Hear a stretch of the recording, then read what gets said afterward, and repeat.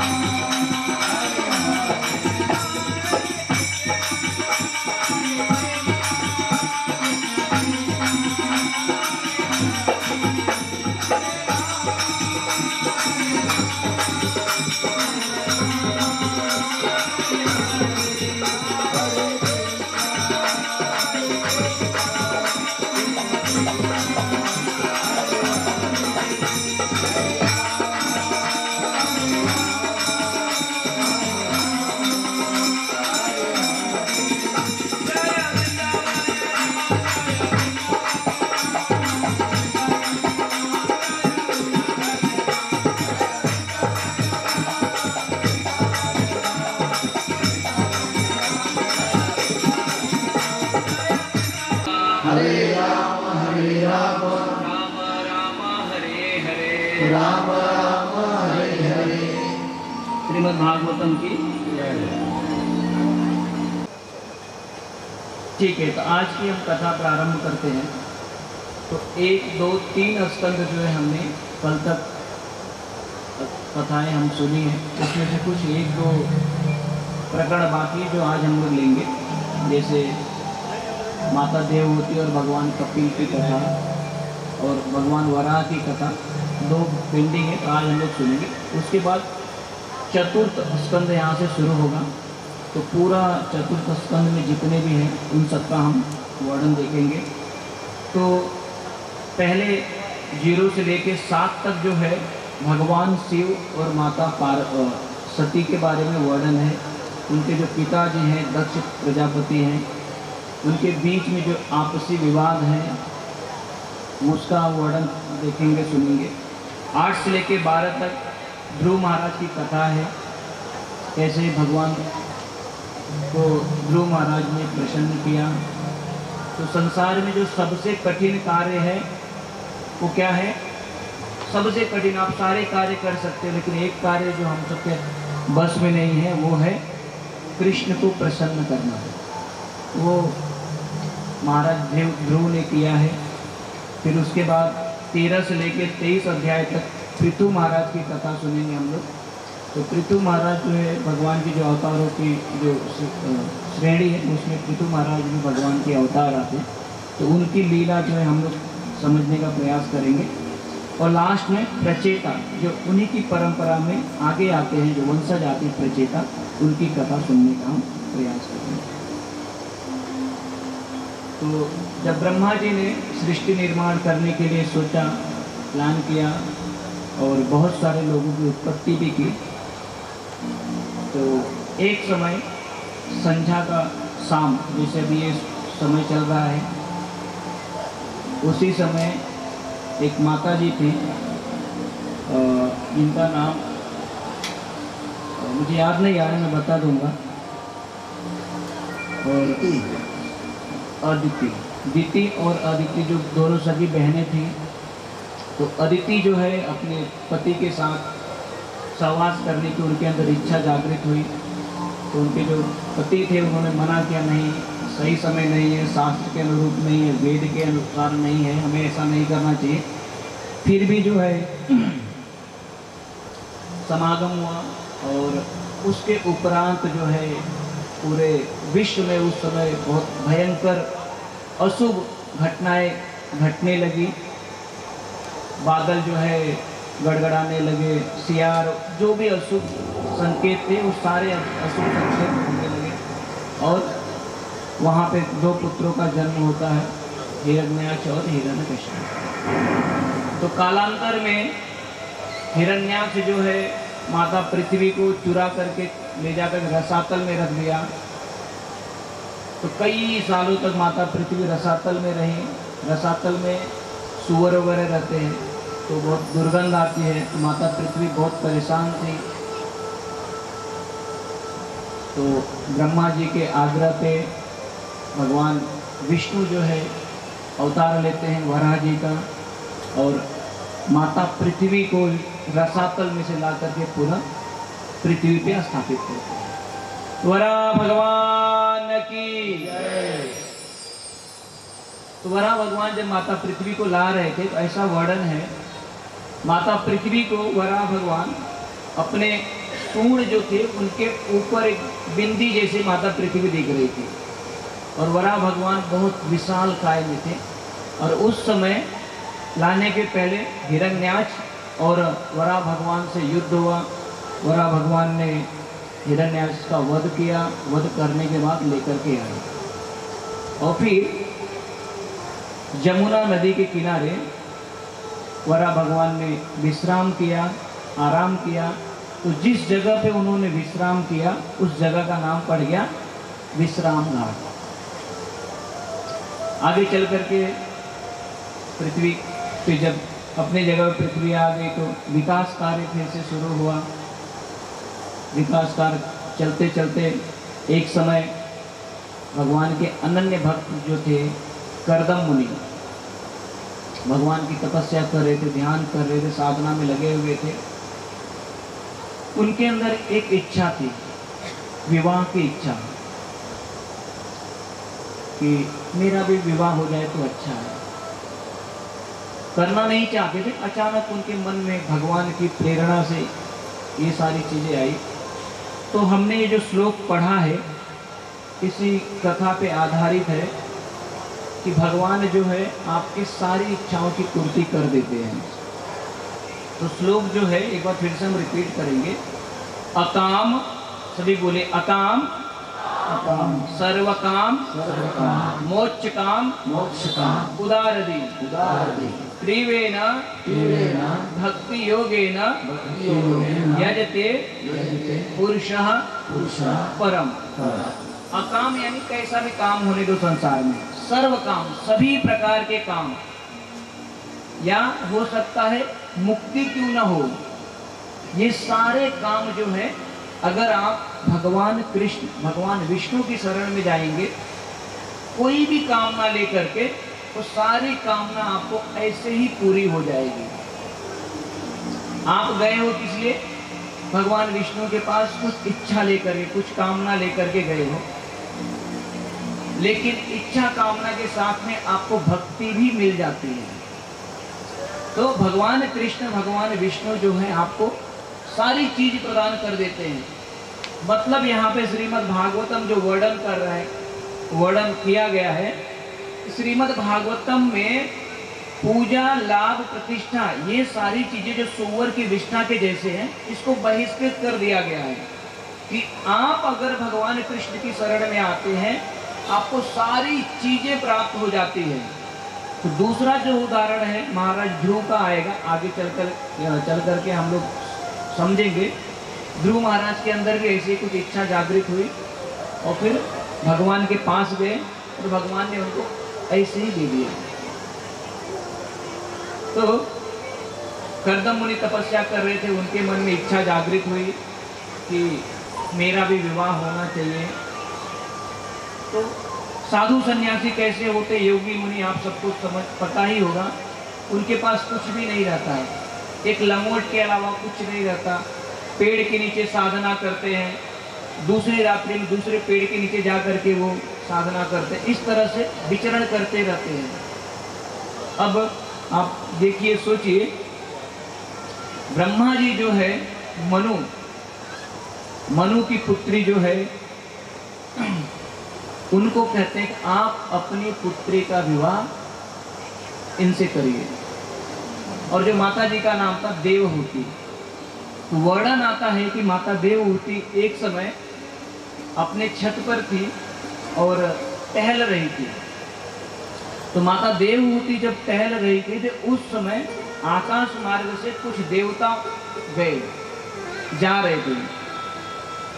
तो देवताओं की नजर माता देवहूति पर पड़ी। तो माता देवहूति इतनी सुंदर थी कि उनकी सुंदरता देख करके वो देवता उसी विमान में मूर्छित होकर गिर पड़े। आप कल्पना करिए माता देवहूति कितनी सुंदर होंगी।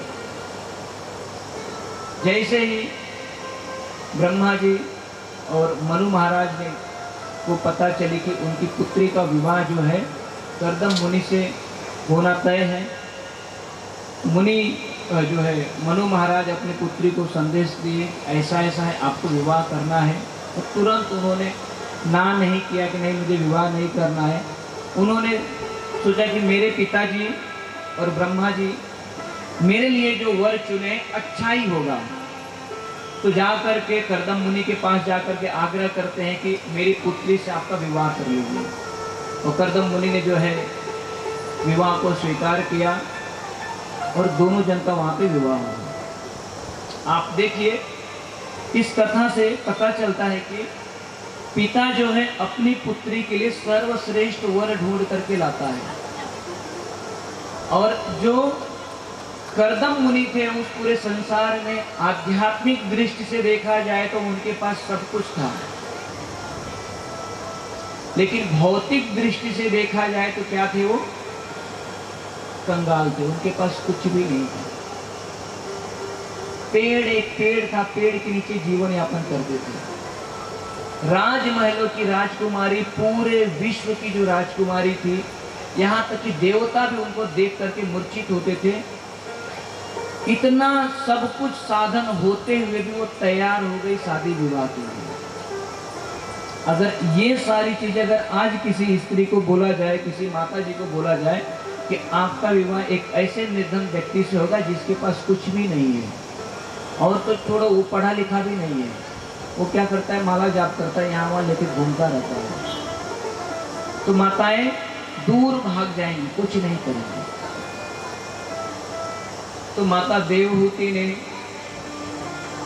अपने पिता के आशीर्वाद से उनको समझ में आया कि मेरा जो जीवन है इसी में सफल होगा, यानी इनके माध्यम से हमें मुक्ति प्रदान होगी, भगवान कृष्ण की भक्ति प्राप्त होगी। उन्होंने एक समय, एक क्षण भी नहीं लगाया, तुरंत हाँ कर दिया और दोनों जन का विवाह हो गया। तो वर्णन आता है कि काफी इनके पास दोनों जन के 9 पुत्रियां हुई। लास्ट में आगे जा करके भगवान कपिल का जन्म हुआ। कपिल भगवान की जय। तो जब भगवान कपिल का जन्म हुआ, उसी समय एक क्षण भी नहीं लगा, तुरंत कर्दम मुनि ने वो जगह छोड़ के चले गए। अब बताइए, ये माता जी के पास क्या बचा है? कुछ भी नहीं है, संसार में कुछ भी नहीं है, निर्धन है। पति था, पति भी चले गया, और एक छोटा सा बालक है जो अभी जन्म लिया हुआ है। तो आगे चल करके कपिल भगवान थोड़े बड़े हुए तो माता देवहूति को उपदेश देते हैं। तो दूसरा जो दृष्टांत आता है,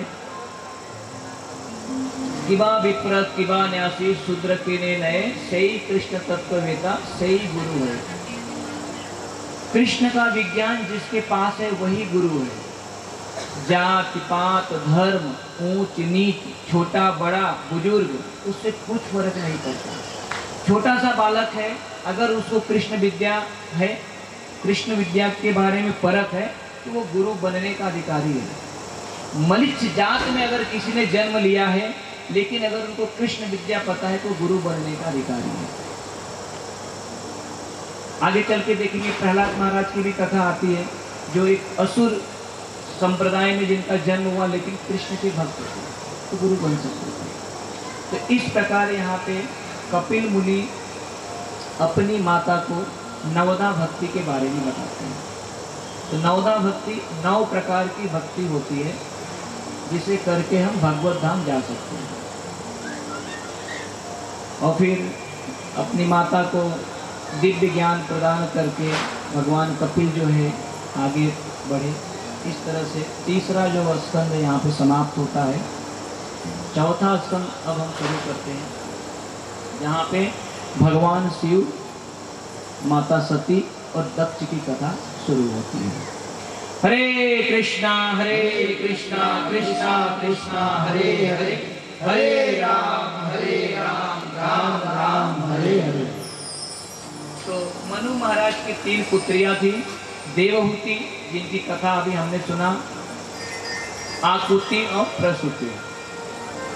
तो प्रसूति का विवाह दक्ष प्रजापति के साथ हुआ। इनकी जो है 16 कन्याएं थी। दक्ष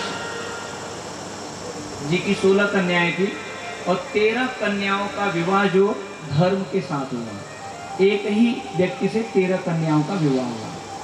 फिर 14, 15, 16, 16वें नंबर पे माता सती आती है।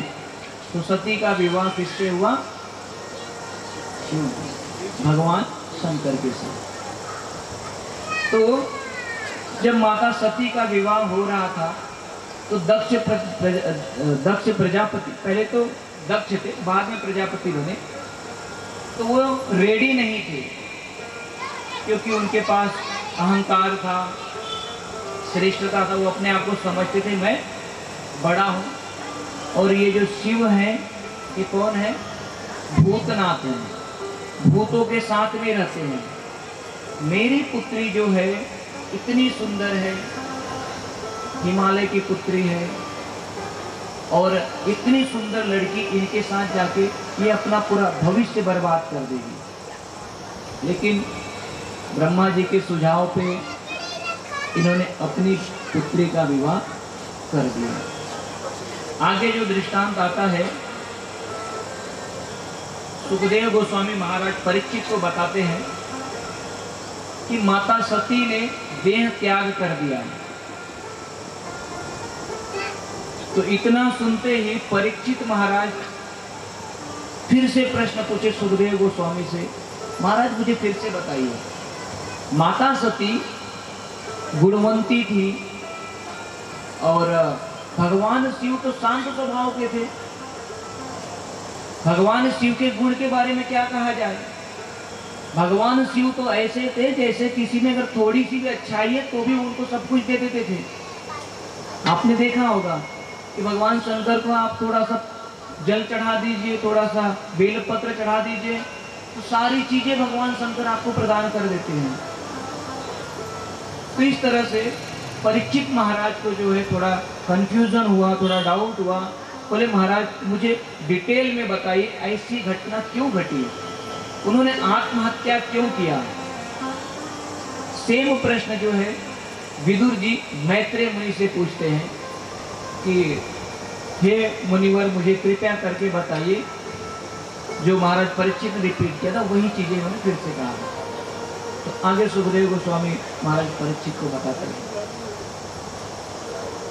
तो प्रजापति दक्ष जो है पहले से ही भगवान शंकर से नाराज थे।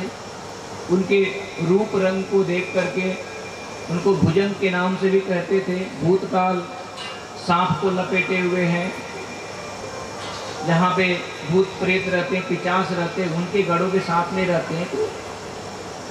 तो दूसरा उदाहरण भी है कि अगर आप समझिए कि एक भौतिक संसार की अगर बात की जाए तो कोई भी पिता अपनी पुत्री का विवाह ऐसे व्यक्ति से नहीं करेगा। भौतिक ज्ञान की बात हुई, आध्यात्मिक ज्ञान में तो 100% ऐसे व्यक्ति से विवाह करेगा,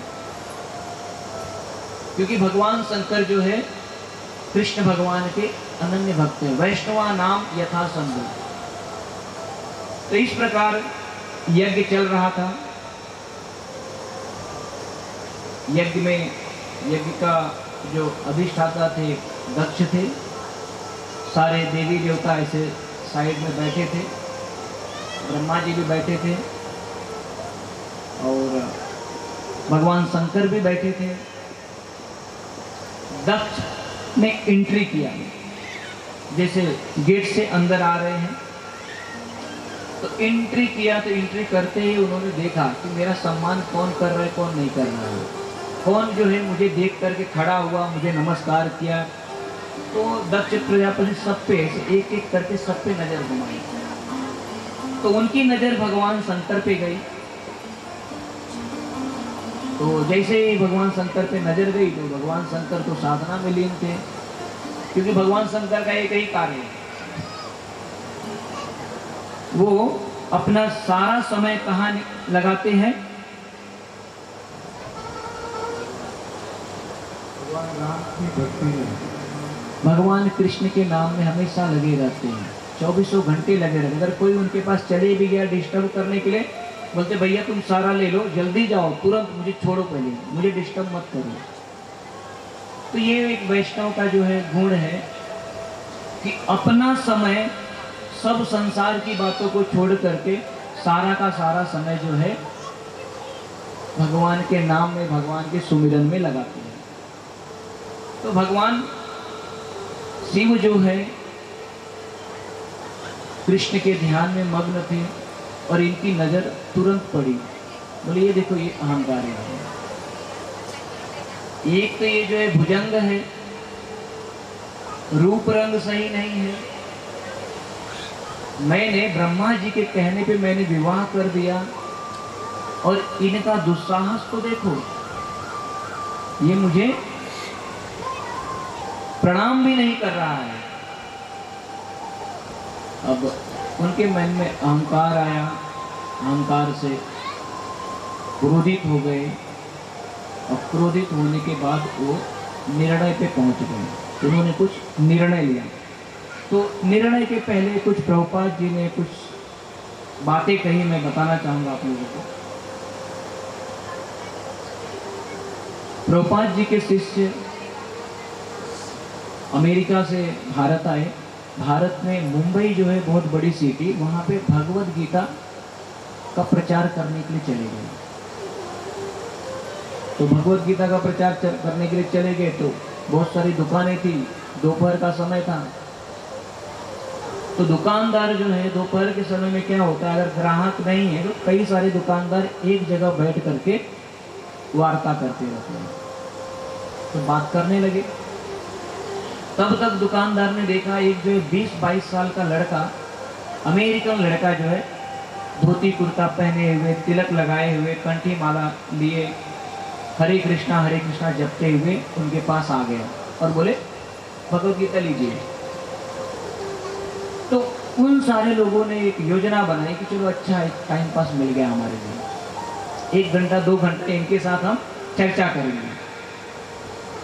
तो उन्होंने पूछा कि अच्छा बताइए साधु सन्यासी, आपने भगवत गीता पढ़ा है? बोले हाँ पढ़ा हूं। बोले अच्छा बताइए हीरो कौन है भगवत गीता का? तो उन्होंने तुरंत बता दिया अर्जुन। तो बोले नहीं अर्जुन नहीं है। तो उन्होंने पूछा अच्छा अर्जुन नहीं है तो कौन है? तो उन्होंने बोला कर्ण। अभी ये जो साधु अमेरिका से आए थे, अभी तक कर्ण के बारे में सुने भी नहीं थे, कुछ नाम भी जानते नहीं थे। प्रभुपाद जी ने उनको जितना बता दिया था उतना ही वो जानते थे, आगे पीछे कुछ नहीं। प्रभुपाद जी ने बोला कि अर्जुन जो है हीरो था, एक्सेप्ट कर ले अर्जुन हीरो है, मान लिए। अब इनका वाद विवाद इतना बढ़ गया, वो मानने को रेडी नहीं। वो बोलते नहीं कर्ण जो है हीरो था, वो बोलते नहीं अर्जुन हीरो था क्योंकि प्रभुपाद जी बोले हैं। बोलते नहीं नहीं तुमको पता नहीं है, तुमको गलत शिक्षा मिली है। तो बातों बातों में जो प्रभुपाद जी के शिष्य थे, अमेरिकी शिष्य थे, क्रोध आ गया। और क्रोध आया तो वो जो है ऐसा मुक्का बनाया, मुक्का बना के सीधा उसको मारने ही वाले थे, लेकिन मुंह से 4 कदम दूरी पे रुक गए। फिर सामने से जवाब आता है, अरे कैसे साधु हो तुम, भगवान का भजन कर रहे हो, प्रभुपाद जी के शिष्य हो और गुस्सा आपके नाक पे है। बोले प्रभुपाद जी ने सिखाया है, साधु बन गया हूं, नहीं तो जो 4 कदम की दूरी है ना वो कभी दूर हो गई होती, कभी जो है आपका टुकड़ा बैंड हो गया होता। आज से 3 साल पहले अगर आप मिलते ना तो पता ही नहीं आप कहाँ चले जाते। ये प्रभुपाद जी ने मुझे सिखाया है। तो क्रोध के बारे में यहाँ पे वर्णन आया कि क्रोध आ जाता है, भक्तों को भी आता है, लेकिन भक्त करते हैं कृष्ण के लिए। जैसे हनुमान जी ने क्रोध किया भगवान राम के लिए, तो वो क्रोध भक्ति कहलाती है।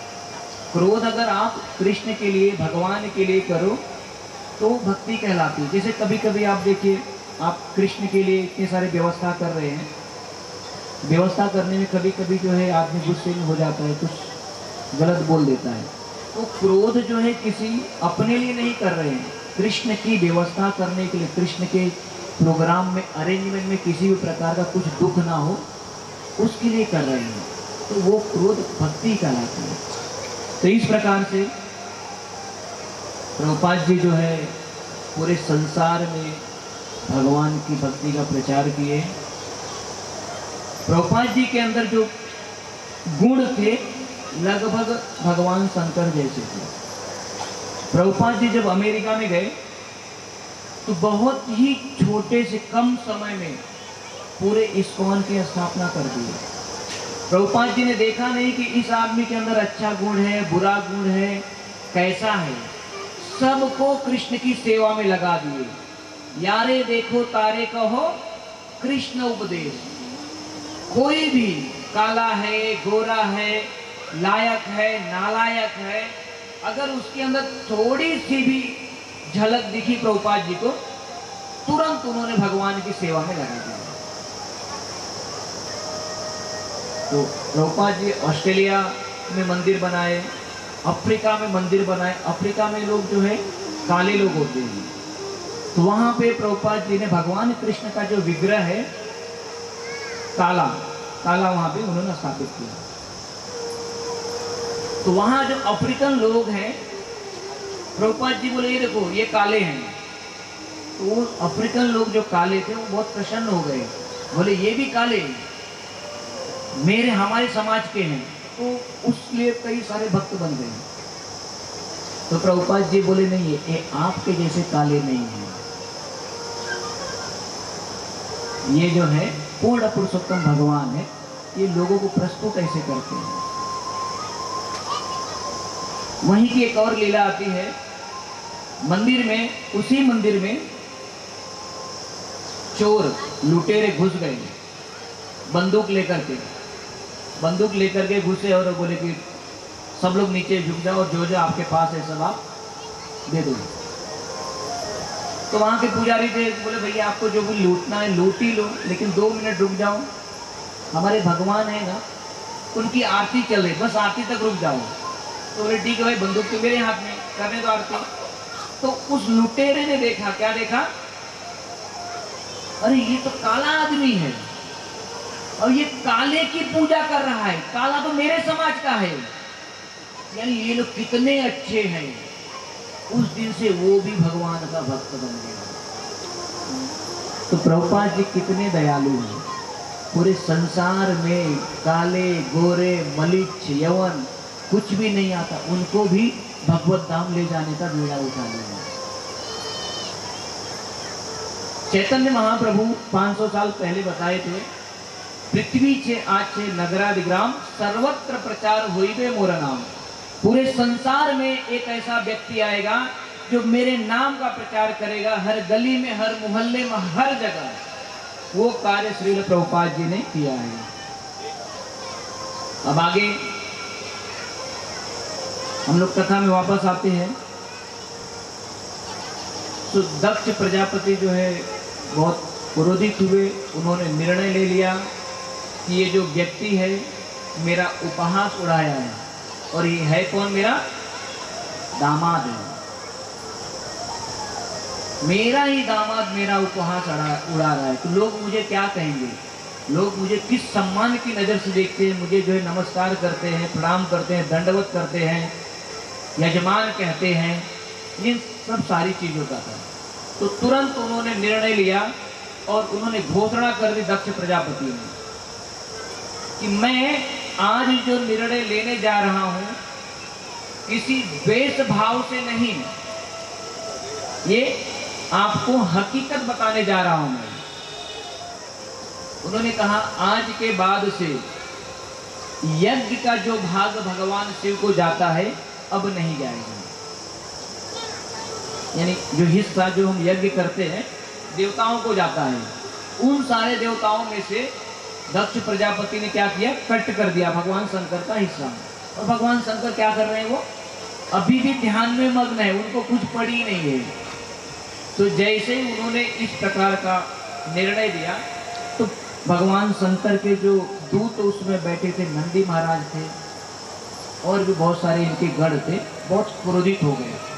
तो क्रोधित हुए तो 2-3 घटनाएं घटी है, तो वो मैं बताने का प्रयास करूंगा।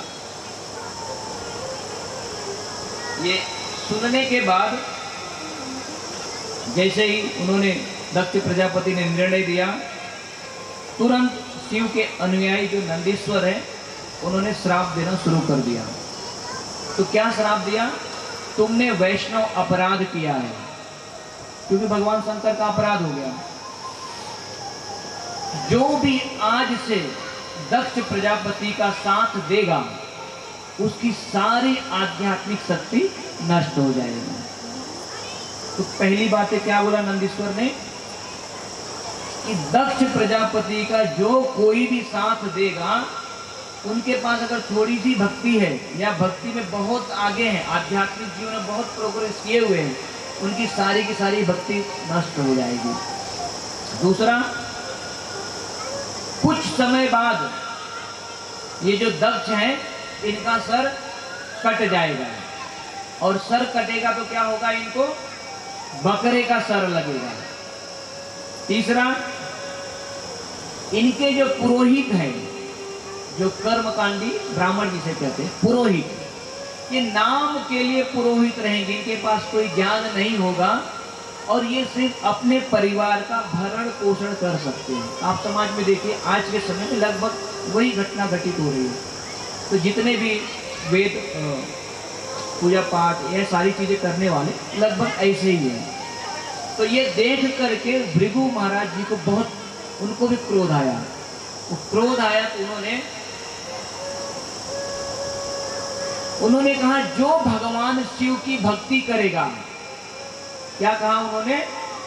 जो भगवान शिव की भक्ति करेगा उसको वैदिक ज्ञान नष्ट हो जाएगा और आगे चल करके भगवान शंकर के जो भी भक्त होंगे वो नास्तिक कहलाएंगे। अब दोनों तरफ से क्रोध होकर के लड़ाई के लगभग स्तर पे आ गए हैं लोग और भगवान शंकर अभी भी उनको पता नहीं है क्या हुआ क्या नहीं हुआ, वो अभी भी ध्यान में मग्न है। किसने उनका अपमान किया, कितनी सारी घटनाएं घटी, कुछ पता ही नहीं। इसके बाद भगवान शंकर जो है ध्यान से उठे और चल दिए। भगवान शंकर के साथ उनके जितने भी गढ़ थे सारे के सारे लोग चल गए। तो यहाँ पे जो भृगु मुनि ने जो श्राप दिया है उसके बारे में एक उदाहरण बताया जाता है। जब कभी भी दो आदमियों की बातचीत होती है, कुछ झगड़ा जैसा माहौल होता है, पास में अगर कोई तीसरा व्यक्ति है वो अकारण ही उसमें कूद जाता है, सुनते सुनते, दोनों जन की बातें सुनते सुनते। तो ये अपने आप इनबिल्ड, कुछ करने की जरूरत नहीं पड़ती, ऑटोमेटिक प्रभाव पड़ जाता है। तो इस प्रकार जो है भगवान शिव चले गए, भगवान शिव के साथ में उनके जितने गण थे सब चले गए। आगे चल करके वो जो यज्ञ था वो कंटिन्यू था। तो यज्ञ जो है 1000 वर्षों तक चलने वाला था। कितने साल तक? कितने साल तक यज्ञ चलने वाला था? 1000 साल तक। कई सारे यज्ञ हुए और सारे यज्ञों में लगभग वही सारी चीजें हो रही है। भगवान शिव का जो है भाग उनको नहीं दिया जा रहा है। एक बार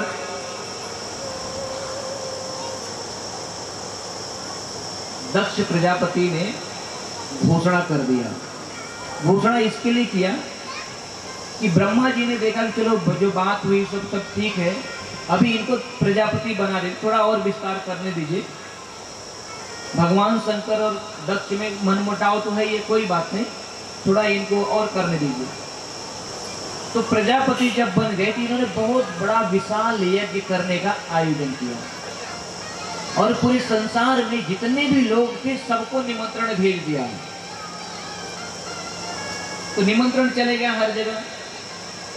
तो माता सती जो है देखी तो विमान से बहुत सारे देवी देवता जो है अच्छे अच्छे कपड़े पहन के जा रहे हैं। एक जन को देखा, दूसरे को देखा, तीसरे को देखा, चौथे को देखा। तो फिर अब उनसे रहा नहीं गया। अब अपने पति से कहती कि चलो हमें भी चलना चाहिए। देख करके, क्योंकि उनके पिताजी ने उनको बुलाया नहीं है, मायके से अभी उनको कुछ संदेशा नहीं आया कि बेटी आपको मेरे घर आना है, मैं बहुत बड़ा आयोजन कर रहा हूं। तो माता सती को लगा कि सारे लोग जा रहे हैं, पूरे देश विदेश के अच्छे से अच्छे लोग, बड़े से बड़े नामी ज्ञानी देवी देवता सब पहुंच रहे हैं, हम नहीं जाएंगे तो कैसे लगेगा। कुछ भी है तो क्या है, मेरे पिताजी का ही तो घर है, मेरा ही तो घर है, और अपने पिताजी के घर जाने में कौन सी अनुमति की जरूरत है। यहाँ पे माता सती जो है सिद्धांत की बात प्रस्तुत करती है। तो एक दूसरा जो है देखी देखा से जो उत्पन्न होता है, एक कथा आती है भीम जी की। भीम जी ने देखा कि अर्जुन जो है बहुत अच्छा गाना गाते हैं और अर्जुन को हर जगह हर सभा में बुलाया जाता है गाना गाने के लिए। अच्छे स्वर में अर्जुन गाना गाते थे। तो भीम जी ने डिसाइड किया कि हम भी गायक बनेंगे। तो गायक बनने के लिए एक बहुत बड़े कलाकार थे, गायक टीचर थे, टीचर के पास पहुंच गए, बोले भैया हमको भी सिखाओ। अभी आप कल्पना करिए, भीम जी अगर किसी को कहे काम करने के लिए, अगर वो मना करेगा तो उसकी क्या हाल होगी। डर के मारे उसने बोला जी आप जैसा कहेंगे मैं वैसा ही करूँगा। तभी ट्रेनिंग कंप्लीट हुई, बोले ठीक आप जाओ, आप गायक बन गए, अच्छे खासे गायक बन, गाओ जिधर जाना है।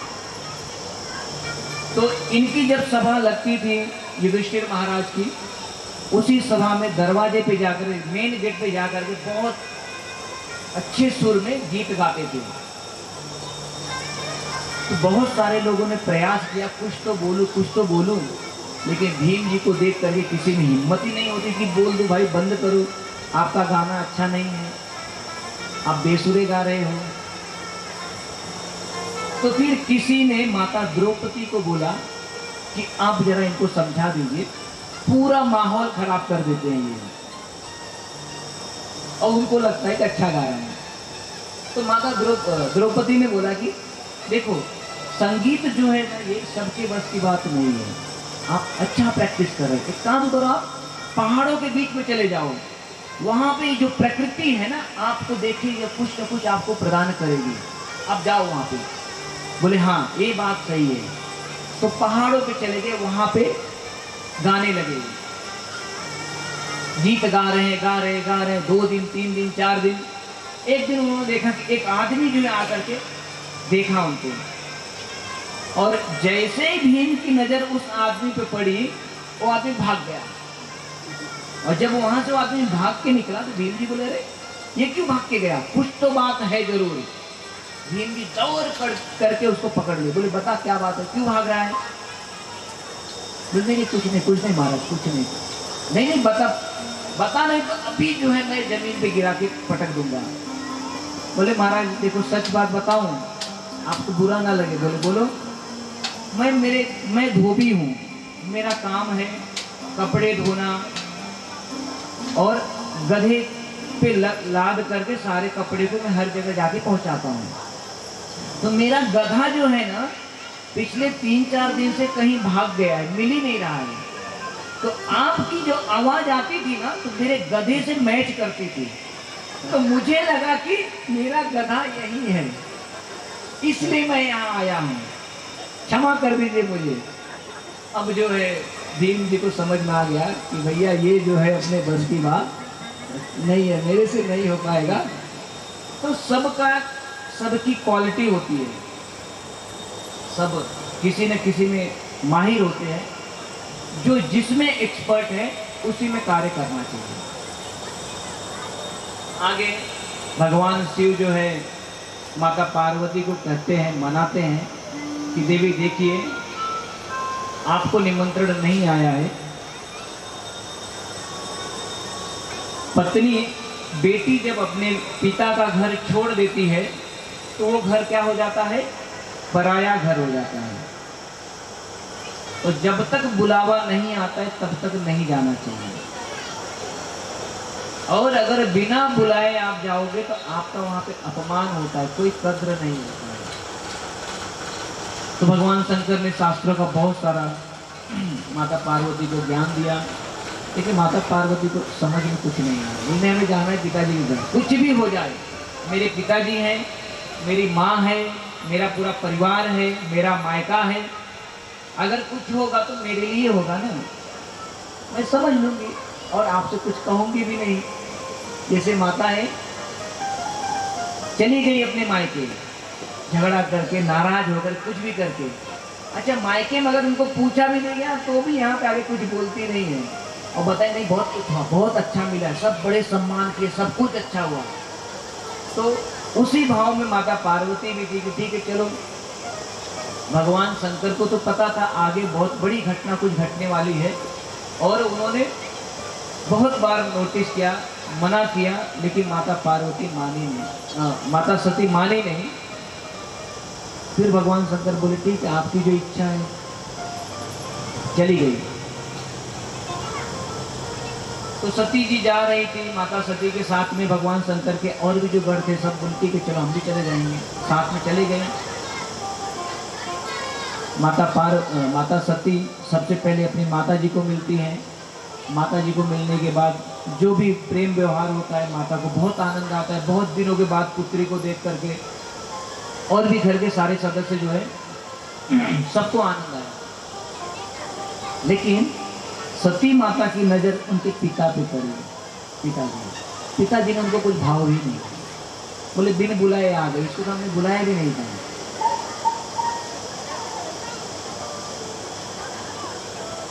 तो भाव नहीं दिया, अब माता सती से रहा नहीं गया, बहुत दिन से वो कंट्रोल करके रखी थी। भगवान शंकर ने भी मना किया और हर जगह पे सबके बातों से, कानों से उन्होंने सुन के रखा था कि इस तरह से है।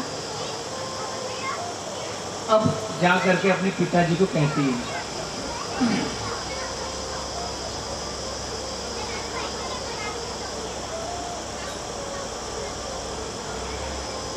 कि पिताजी आप जो है शिव से द्वेष करते हैं, लेकिन शिव ऐसे नहीं है, वे आपसे द्वेष बिल्कुल नहीं करते। उनके अंदर बहुत अच्छा गुण है, वो सबको एक समान मानते हैं। एक वैष्णव में जो गुण होने चाहिए वो सारे के सारे गुण उनके अंदर हैं। तो सती माता 12 गुणों का वर्णन करती हैं। 6 गुण, तो 6 गुण कौन कौन सा है मैं बताता हूँ। तो पहला है गुण और दोष, किसी व्यक्ति में दोनों पाया जाता है, अच्छाई और बुराई पाई जाती है। तो कुछ लोग क्या करते हैं, अच्छाई को देखते हैं सिर्फ बुराई को पकड़ लेते हैं। दूसरे प्रकार के जो लोग हैं, दोष और गुण दोनों को देखते हैं, लेकिन पूरा 100% दोष पे ही फोकस रहता है उनको, उससे इंस्पायर होते हैं। गुण और द्वेष, तीसरा दोष। ऐसे कुछ लोग हैं जो गुण, अच्छी क्वालिटी उसको पकड़ लेते, थोड़ा सा अच्छा है, ठीक है चलो। चौथे प्रकार के लोग हैं जो गुण और द्वेष केवल गुण ही पकड़ते हैं, 100% गुण पकड़ लेते हैं। पांचवा, गुण की तरफ देखते, द्वेष को देखते ही नहीं, यानी कि देखते कि इसके अंदर सिर्फ अच्छाई, कोई बुराई नहीं है। छठवें प्रकार के जो लोग हैं वो द्वेष को भी नहीं देखते, गुण को भी नहीं देखते, वो देखते कि इसके अंदर थोड़ी सी अगर क्वालिटी है बस बहुत है। तो ऐसे भगवान शंकर है, कोई किसी को भी कुछ भी कर देते हैं, ठीक है आ जाओ भाई तुम जाओ, लेकिन जो तुम्हारी इच्छा हो, मन वांछित आपको फल प्राप्त हो जाएगा मुक्ति को छोड़कर। वैसे ही सेम गुण श्रील प्रभुपाद जी के पास था। ये सारी बातें जो है सती माता अपने पति को, अपने पिताजी को बता रही, लेकिन पिताजी को कुछ पल्ले नहीं पड़ रहा है। भगवान शिव के गुण का वर्णन कर रही हैं। उस प्रजापति दक्ष जो है, और भी बहुत सारी बातें होती है। लास्ट में परेशान होकर सती एक निर्णय पे आती है, अब बहुत हुआ, मेरे पति का अपमान अब मैं नहीं सहन करूंगी, बहुत दिनों से मैं सहन करते आई, क्या से क्या इन्होंने नहीं कहा है, सब कुछ कह डाला है, लेकिन अब मेरे कंट्रोल के बाहर है। और उन्होंने निर्णय लिया, क्या निर्णय लिया कि अब हम जो है अपने शरीर का देह त्याग कर देंगे। तुरंत उन्होंने अग्नि को जलाया और उसी अग्नि में जो है देह त्याग कर दिया। जैसे ये सूचना मिली भगवान शंकर को, भगवान शंकर ने वीरभद्र को प्रकट किया। वीरभद्र विकराल रूप धारण करके उस यज्ञ में पहुंच गए, और यज्ञ में पहुंच करके जो भी सामने आ रहे सबको मारना शुरू कर दिया। कोई भी उनके सामने नहीं आ, सबको मारना, काटना, छाटना, तांडव मच गया वहां पे उस यज्ञ में। और जो दक्ष जी थे उनको पकड़ लिया, दक्ष को पकड़ करके उनको पीट करके उनके दांत वगैरह सब तोड़ डाले, और अब पकड़ करके दक्ष जी को क्या करने जा रहे हैं, काटने जा रहे हैं। और फिर वीरभद्र जी ने क्या किया, उनके सर को अलग कर दिया। इतना सब कुछ हो गया, सारे देवता भाग करके भगवान शंकर के पास गए, प्रार्थना की, याचना किए, उनसे विनती किए कि हे देवालि देव, आप हम पे प्रसन्न हो जाइए, हमारी रक्षा करिए। 1000 साल तक ये यज्ञ चलने वाला है, और ये दक्ष ही है जो ये सारा कुछ करने वाले हैं, तो कृपया आप इन्हें माफ करके इनको जीवन दान दीजिए। अब देखिए यहाँ पे एक वैष्णव जो होता है, भगवान के जो भक्त होते हैं, उनकी जो है गुणवत्ता यहाँ पे प्रकट हो रही है। कल भी हमने देखा था, परसों के प्रकरण में, माता द्रौपदी के जो 5 पुत्रों को मारा गया, फिर भी माता द्रौपदी ने हत्यारे को क्या कर दिया, छोड़ दो, ये द्रोण हमारे गुरु पुत्र हैं। यहाँ पर भगवान शंकर सेम वैष्णव की गुणवत्ता के बारे में बताया जा रहा है। जब सारे देवता भगवान शंकर से प्रार्थना किए तो भगवान शंकर ने कहा, नहीं ये तो कोई मेरे लिए बड़ी बात नहीं है, मैं इन्होंने जो अपराध किया है, ठीक है, इनसे हो गया। भगवान शंकर ने उनको माफ किया और बोले कि ठीक है, जाकर के इनको बकरे का सर लगा दो। फिर कटे हुए बकरे का सर ले जाकर के सारे देवता उनको लगाते हैं और प्रजापति दक्ष जो है फिर से जीवित हो जाते हैं। तो अब जो है प्रजापति दक्ष जीवित हो गए, किस रूप में? किस रूप में? उनका सर जो है बकरे का है, शरीर जो है दक्ष का है। तो पहले जो थे वो अभिमान में थे, अहंकार में थे। अभिमान और अहंकार जो नष्ट कर देता है सब कुछ। लेकिन अब जो है उन्हीं दक्ष प्रजापति को भगवान शंकर की महानता पता चली कि कितने महान है ये, कि मैंने इतना कुछ किया फिर भी ये मुझे जीवन दान दे दिए। तो दक्ष प्रजापति बकरे का सर लेकर के भगवान शंकर की महिमा का गुणगान करते हैं। तो वैष्णव बहुत दयालु होते हैं, अगर आप थोड़ी सी उनकी बात कर दो भगवान के बारे में, गुणवत्ता के बारे में, तो ऐसे ही बात कर देते हैं। तो यहाँ पर आगे इस प्रकरण में भगवान विष्णु प्रकट होते हैं और वो कहते हैं, इस कथा को भगवान शंकर, सती माता और दक्ष की कथा को जो कोई भी सुनता है तो उनको पुण्य प्राप्त होता है। साथ ही साथ जो है अब तक जितने भी पाप हुए हैं वो सारे पाप नष्ट हो जाते हैं। कितनी बार? 3 बार अगर जो इस कथा का कोई श्रवण करता है। यहाँ पे 1 से लेकर 7 अध्याय तक जो भगवान शंकर और माता सती दक्ष की जो कथा थी यहाँ पे समाप्त होती है। आगे हम लोग बढ़ते हैं। यहाँ पे जो कथा आती है, अच्छा इसके बारे में और 2-3 चीजें डिस्कस करना था। तो जो दक्ष प्रजापति थे ये तमोगुण के उदाहरण है। तो इनको जो है, जो तमोगुणी व्यक्ति है, सहिष्णु नहीं होते, यानी उदारता उनके अंदर नहीं होती। अगर दक्ष प्रजापति जैसे ही एंट्री किए थे और उनकी नजर अगर भगवान शंकर पे गई तो थोड़ा सा अगर उनके अंदर उदारता होता तो देखते ठीक है कोई बात नहीं, अगर इन्होंने मुझे नमस्कार नहीं किया तो कौन सी बड़ी बात है। अच्छा, आज तक ऐसा कभी नहीं था कि भगवान शंकर ने उनको प्रणाम नहीं किया था, हर बार प्रणाम करते थे। तो एक ये भी बार होता, चलो ठीक है, हो सकता है गलती से कर दिए हूं। तो उनके अंदर वो जो सहिष्णु जो चीज है वो नहीं था। और परिस्थिति के अनुसार भी लोगों को कार्य करना चाहिए। कभी कभी परिस्थिति ऐसी होती है, लोग ऐसी अवस्था में आ जाते हैं कि लोग असहाय हो जाते हैं, तो उसका भी उनको ज्ञान नहीं था। स्वीकृति, यानी अगर ऐसी अवस्था आ गई है, अगर इन्होंने मुझे प्रणाम नहीं किया है तो क्या हो सकता है, कौन सा भूचाल आ जाएगा, कौन सा आपका नाम कम हो जाएगा, आपको लोग सम्मान नहीं देंगे, या आपका दाना पानी बंद हो जाएगा, या ब्रह्मा जी आपको प्रजापति के पद से हटा देंगे। क्या कम होने वाला है?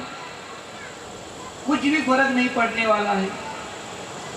तो अगर एक व्यक्ति को निर्णय लेने के पहले इन सारी चीजों को परखना चाहिए कि आपका क्या लॉस होगा, क्या बेनिफिट होगा। ऐसी स्थिति में अगर कोई व्यक्ति कर रहा है तो हो सकता है उसकी कोई मजबूरी हो, हालांकि भगवान शंकर की कोई मजबूरी नहीं थी, वो तो 24 घंटे जो है कृष्ण के नाम का भजन करते रहते हैं। हरे कृष्णा कृष्णा कृष्णा हरे हरे, हरे राम राम राम हरे हरे। एक और ऐसे एक कथा आती है, प्रभुपाद जी के एक शिष्य जिनका नाम श्याम सुंदर।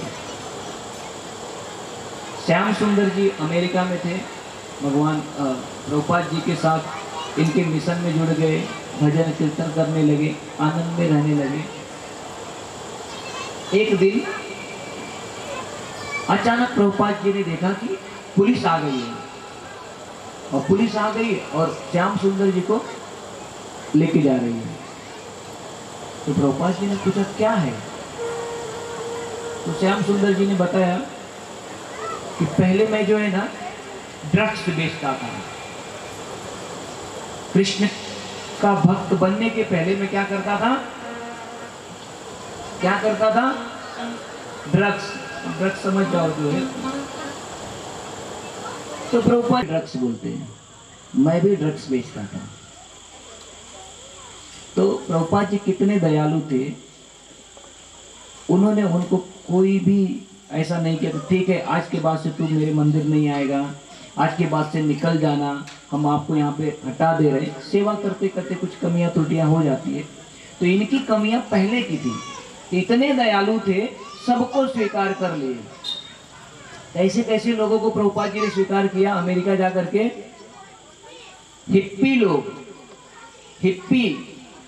हिप्पी लोग भगवान प्रभुपाद जी जब कीर्तन किए, प्रभुपाद जी के हाथों से हलवा खाए, हलवा खा करके प्रसाद खा करके हैप्पी बन गए। उसके पहले वो लोग नंग धड़ंग ऐसे ही नशे में मुक्त रहते थे, और कुछ भी या विचार जो भी उनके मन में आता था नशे के हालत में करते थे। तो प्रभुपाद जी इतने दयालु थे, ऐसे लोगों को भी भक्त बना दिया। तो ये बात जो है, श्याम सुंदर जी गए, जेल में चले गए, तो बोले कितने साल बाद आओगे? तो बोले 3 साल का वारंट आया हुआ है, मुझे 3 साल अंदर रहना है। बोले कोई बात नहीं, क्या करो आप? कृष्ण के नाम का भजन करो। तो श्याम सुंदर चले गए, बोले प्रभुपाद जी बोले कृष्ण के नाम का भजन करो, और जेल में जाकर के कृष्ण के नाम का भजन कीर्तन करने लगे। तो वहां पे जितने भी लोग थे बहुत सारे प्रभावित हो गए, और उनको 3 महीने में ही जेलर साहब ने रिहा कर दिया। बोले भाई जाओ, तुमने गलती से यहाँ पे आ गए, तुम इतने अच्छे आदमी हो, ये सब कैसे करते थे? चलो अगर पहले जो कुछ हुआ है कोई बात नहीं, अब आप अच्छे व्यक्ति बन गए हो। वापस आ गए श्याम सुंदर जी, फिर से मुंबई में श्याम सुंदर जी गए, बोले चलो भगवत गीता का वितरण करते हैं। तो वितरण करने के लिए गए, तो एक भक्त उनको गाड़ी दे दिया, गाड़ी में बैठ करके भगवत गीता का प्रचार करने के लिए गए, और उनके हाथ का बैलेंस थोड़ा छूट गया, और सामने 1-2 व्यक्ति जो है उनकी गाड़ी से टकरा गए। तो अब जो है श्याम सुंदर सोच रहे हैं उनके मन में, अरे बाप रे, अभी तो जेल से जाके बाहर आया हूं, फिर से लग रहा है मुझे जाना होगा। और भगवान से प्रार्थना कर रहे थे, और तब तक मन ही मन वो सोच रहे थे, तो उन्होंने देखा कि अचानक वहां की भीड़ आई, और जो व्यक्ति उनकी गाड़ी से टकराया था उसको ही पीटना शुरू कर दिया। बोले अंधा है क्या, तुझको दिखता नहीं है, किसी की गाड़ी से भी जाके टकरा जाता है? तो उनको वो लोगों ने सुनाया, और बोले हरे कृष्णा प्रभु, हरे कृष्णा, बहुत अच्छा कर रहे हो आप, भगवान के नाम का प्रचार कर रहे हो, हरि बोल हरि बोल हरि बोल।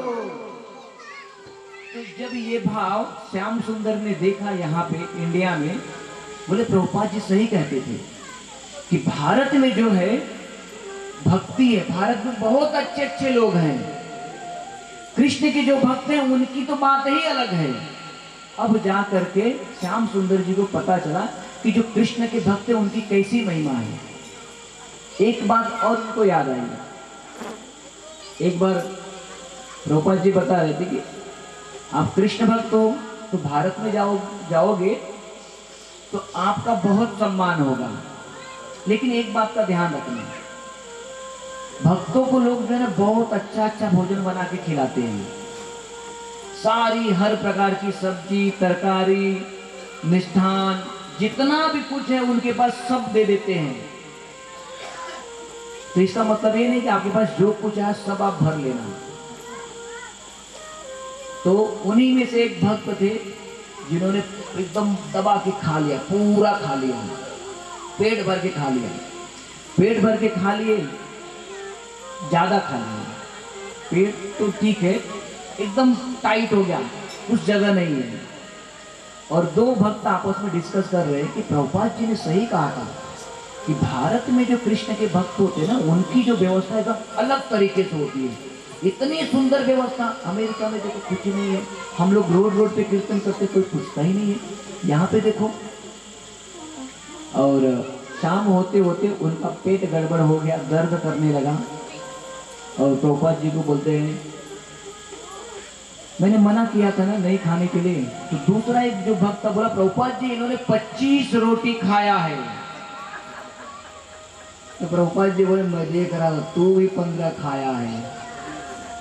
तो भक्तों का भाव ऐसा होता है भारत में कि सोचते चलो जितना हो सके दे दे।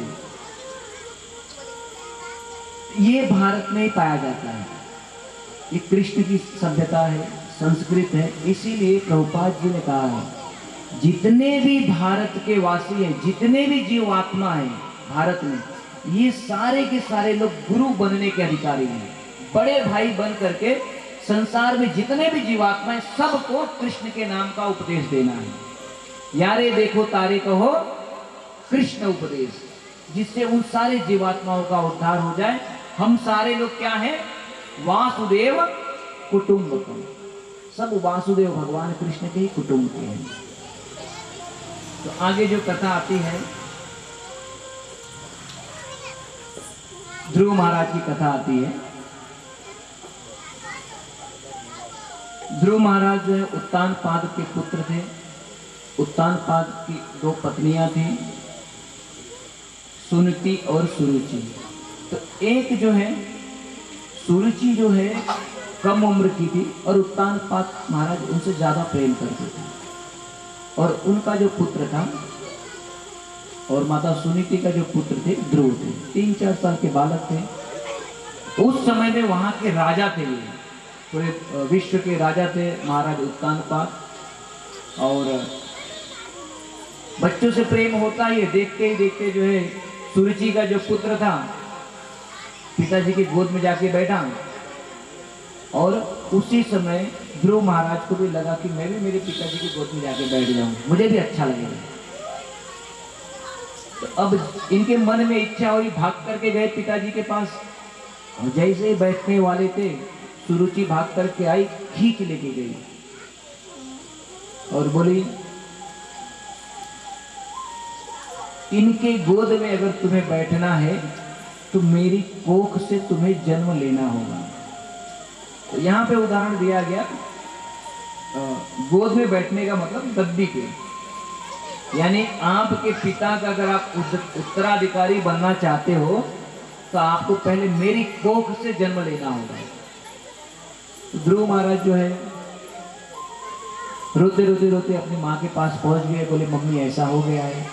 तो सुनीति ने बोला कोई बात नहीं, जो कुछ भी होता है हमारे कर्मों के आधार पर ही होता है। शायद हमारे भाग्य में, हमारे कर्म में ये नहीं है। जैसे कोई विषैला सर्प होता है, अगर आप सर्प को टच कर लो तो सर्प क्या करता है? ऐसा डंक मारने जाता है। तो उस समय ध्रुव महाराज बहुत क्रोध में थे, बहुत क्रोध में थे, क्योंकि उनकी जो दूसरी माता थी ऐसा उन्होंने कुछ किया था। तो बोले मुझे क्या करना है? तो माता सुनीति ने बताया कि इस पूरे ब्रह्मांड में एक ही व्यक्ति ऐसा है जो तुझे सब कुछ दे सकता है। ये तो छोड़, अपने पिता की गोद में इससे बड़ी भी गद्दी तुम्हें मिल सकती है। तो बोले कौन है? बोले भगवान विष्णु का भक्ति करो, भगवान विष्णु से मांग लो, वो सब कुछ दे सकते हैं आपको। तो बहुत क्रोध में वहां से निकले, माता जी के आदेश लेकर के रास्ते में गए। रास्ते में जा रहे थे तभी नारद जी मिल गए। नारद जी ने बोला कहाँ जा रहे हो आप इतनी छोटी सी उम्र में? ध्रुव महाराज बोले नहीं, मैंने डिसाइड कर लिया, मैंने निश्चय कर लिया है, मेरा गोल क्लियर है, मेरा लक्ष्य क्लियर है, मुझे क्या चाहिए। तो नारद जी ने बहुत सारे दृष्टांत दिए, उनको समझाए। देखो भाग्य की बात है, ठीक है आपके पिता समझ जाएंगे, आगे जो होगा मिल जाएगा, जाओ अभी अब जंगल में शेर है, चीता है, पता नहीं क्या क्या होगा। बोले मेरा लक्ष्य क्लियर है, मैं दृढ़ निश्चय हूं, आप दे सकते हो कि नहीं, आपके बस में है कि नहीं। तो नारद जी तो परीक्षा ले रहे थे उनकी कि ये जो बालक है पक्का है कि नहीं, कहीं ऐसा तो नहीं इसको कोई इधर डरवा दे तो डर के मारे रण छोड़ के भाग जाए। तो नारद जी ने बोला बिल्कुल उपाय है, आप भगवान विष्णु की आराधना करिए, यथा संभव जितना ज्यादा हो सके देश काल के हिसाब से जो भी उपलब्ध है आप भगवान विष्णु की आराधना करिए। तो भगवान विष्णु की आराधना करने के लिए उन्होंने एक मंत्र दिया, ओम नमो भगवते वासुदेवाय, ओम नमो भगवते वासुदेवाय। तो ये मंत्र जो है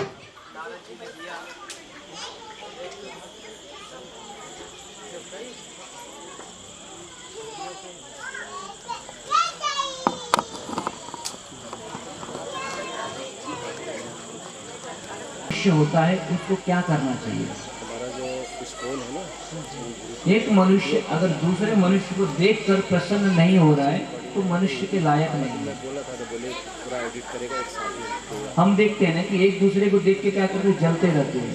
समाज में ऐसे ही है, उसका इतना ग्रोथ हो गया, उसका उतना ग्रोथ हो गया है, वो यहाँ पहुँच गया है, वहाँ पहुँच गया है, गाड़ी खरीद लिया है और दुनिया भर की चीजें। तो ये मनुष्य का स्वभाव नहीं है, ध्रुव महाराज नारद जी से कह रहे हैं। दूसरी बात बता रहे हैं, अगर कोई दुर्बल है तो यथा संभव अगर आपके पास शक्ति उसको क्या करना चाहिए, सहायता देना चाहिए। तो भगवान ने जो भी कुछ आपको दिया है इसी के लिए कि और भी जो जीवात्माएं हैं जिनके पास वो चीज नहीं, आप उनको दीजिए, आप अपने पास रख करके कहाँ जाएंगे। तीसरा, समान लोग हैं उनके साथ हमें मैत्री जैसा व्यवहार करना चाहिए। अगर हमारे हम उम्र के हैं, उस हैसियत के हैं, ऐसे लोगों के साथ भी मित्र जैसा व्यवहार करना चाहिए। ये सारी बातें जो है ध्रुव महाराज नारद जी को बता रहे थे। फिर नारद जी ने बोला ठीक है, आप भगवान वासुदेव की भक्ति करिए, भगवान विष्णु की भक्ति करिए, यथा संभव देश काल, तो देश और काल में जो परिस्थिति है उसके अनुसार करिए। अभी यहाँ पे देश काल मतलब उस समय जो अवेलेबल है उसके हिसाब से कार्य करिए। तो जो चीज ध्रुव महाराज ने किया अगर वही हम करेंगे तो हमारा वंटाधार हो जाएगा। कैसे आगे हम देखेंगे। तो ये बात बता करके नारद जी आगे चले गए। नारद जी को लगा कि ठीक है, चल करके उत्तानपाद के घर में तो चल के देखे क्या चल रहा है। अब उत्तानपाद महाराज जी जो थे पूरी तरह से होश में आ गए थे। उनको समझ में आया कि गलती हुई है, मेरा बेटा जंगल की तरफ गया है, क्या होगा उसके साथ। जंगल में जंगली जानवर है, शेर है, चीता है, बड़े बड़े अजगर है, बाघ है, क्या उसके साथ होगा। बहुत चिंता में थे और उनको भी आत्मग्लानि थी कि नहीं, मुझसे बहुत बड़ी गलती हो गई। क्या होता अगर उसको गोद में उठा के बैठा लेता तो। इस तरह से उनके मन में हाव भाव चल रहे थे। नारद जी जाकर के उनको बताए, आप डरिए नहीं, आपको पता नहीं है भविष्य में ये आपका नाम रोशन करने वाला है। तो नारद जी ने पहले ही घोषणा कर दी। अभी ध्रुव महाराज ने कुछ किया ही नहीं, जंगल में जस्ट गए ही हैं। नारद जी ने पहले बता दिया आपका पुत्र जो है बहुत बड़ा भगवत भक्त है। तो बोले नहीं महाराज, वो मेरे से गलती हो गई, ऐसा हुआ वैसा हुआ। बोले कोई बात नहीं, जो कुछ हुआ वो समय के अनुसार हुआ, अच्छा ही होगा। चिंता मुक्त हो जाइए, आपका बेटा बहुत अच्छा कार्य करने जा रहा है।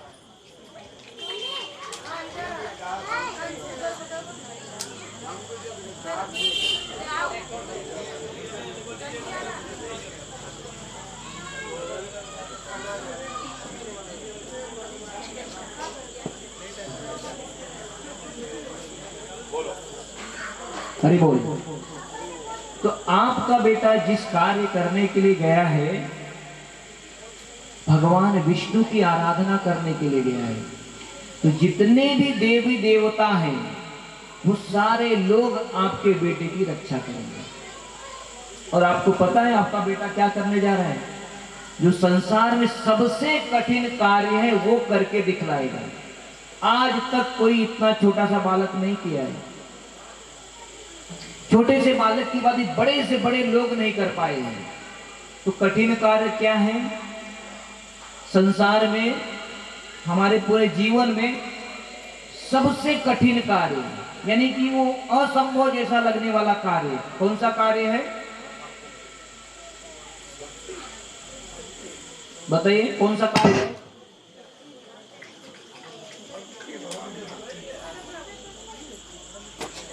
ठीक है, इसको मुझे लग रहा है कि भगवान हमें इशारा कर रहे हैं। चालू कर दो।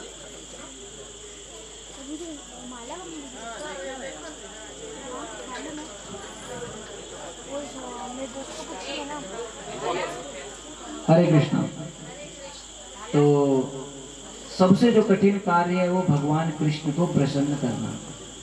आपका बेटा वो कार्य करने जा रहा है। आप चिंता मुक्त हो जाइए। आप अपनी सेवा जो आपको लगी है वो सेवा करते रहिए। नारद जी चले गए वहां से। अब यहाँ पे